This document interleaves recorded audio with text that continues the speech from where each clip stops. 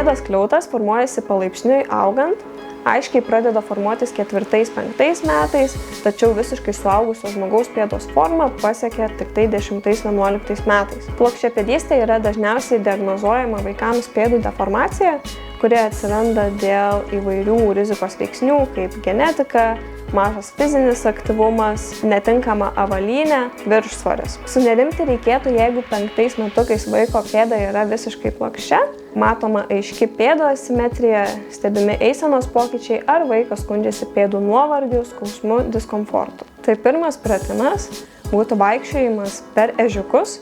Tai galima eiti pirmyn, atbulom, per šonus, pakeisti įvairias ežiukų padėtis plačiau, siauriau, pratimai ant balansinės platformos, tai pastovėti ant vienos kojos kaip gandrui, atsistojus ant vienos kojos, pamėtyti kamuolį į viršų ar su kitu žmogumi. Kitas pratimas būtų atsitūpus, perduoti ežiuką į šoną, atsistoti, peržengti ežiuką ir vėl tūpti ir dėti ežiuką į šoną.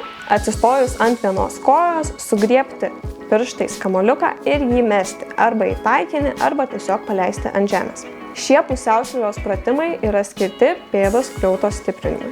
Vienas iš mano patarimų būtų vasarą vaikui leisti vaikščioti basomis, ypač naudinga vaikščioti per smėlį ir kitus nestabilius paviršius. Pratimų ribojimo, kiek kartų daryti, nėra, bet kuo dažniau darysite, tuo geriau, tarkim 4 kartus per savaitę. Mankštos trukmė priklauso nuo vaiko, kiek vaikui išeina išlaikyti dėmesį, tai pavyzdžiui, pirmą kartą tai galima mankštą užtrukti 10 minučių, kitą kartą jau pusvalandį, tai labai prisitaikyti prie vaiko.